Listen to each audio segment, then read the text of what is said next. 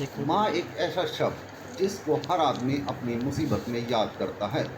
माँ वह होती है जिसकी गोद में सर रखकर बच्चा अपने सारे दुख दर्द भूल जाता है। माँ के आंचल की छांव मिलते ही मानो बच्चे को सारे सुख मिल गए हों। लेकिन पुलिस की गिरफ्त में खड़ी इस माँ ने अपने ही 8 साल के मासूम बेटे की हत्या कर माँ शब्द को दाग करने का प्रयास किया है। सरौल गांव में किराए पर रहने वाली पूनम ने अपने बेटे का गला महज इसलिए घोंट दिया कि वह स्कूल में अपनी बुक खो था और उसके कपड़े गंदे थे, जिसे देखकर पूनम अपना आपा खो बैठी और 8 वर्षीय मासूम कार्तिक के साथ बेरहमी करते हुए उसका गला दबा दिया।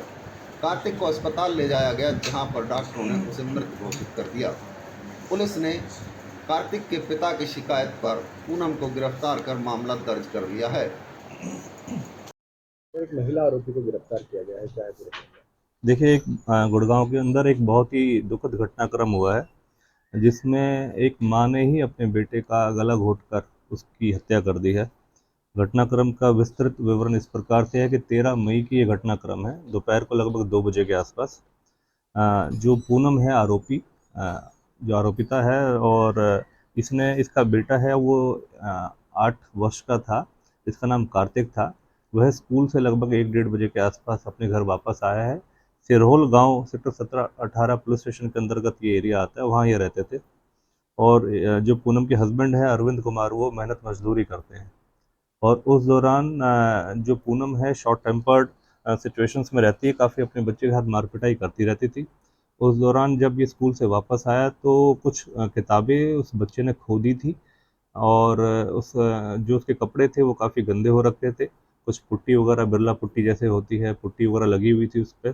उस एवज़ में अपने बच्चे को उसने डाँटा और उसके कपड़े निकाल के उसको बाहर भी खड़ा कर दिया, घर के बाहर। और फिर जब वो बच्चा किसी और चीज़ की कारणवश ज़िद करने लगा, तो और गुस्से में आते हुए उस बच्चे के साथ मार-पिटाई करते हुए उसका गला घोंटकर उसकी हत्या कर दी। इस संबंध में जो हमारी संबंधित पुलिस स्टेशन है, उन्होंने कार्रवाई करी है। उसके तहत उन्होंने कार्रवाई करके हमारी जो क्राइम ब्रांच है उसको मौके पे बुलाया गया और मौके की विज़िट करी गई। मौके की विज़िट के दौरान एफएसएल की जो टीम है और फिंगरप्रिंट्स की टीम है और अन्य संबंधित जो टीम्स हैं, उन सभी ने विज़िट करा, सभी अधिकारियों ने मौके को विज़िट करा।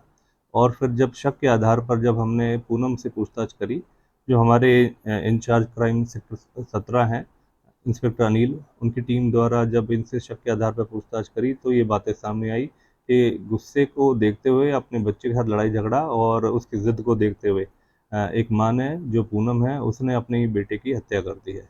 उस संबंध में नियम अनुसार उसके खिलाफ कार्रवाई करते उसको अरेस्ट करा गया है और अब पुलिस रिमांड हासिल करके और गहनता से पूछताछ करी जा रही है। पुलिस को सूचना कैसे मिली सर इसे वारदात की?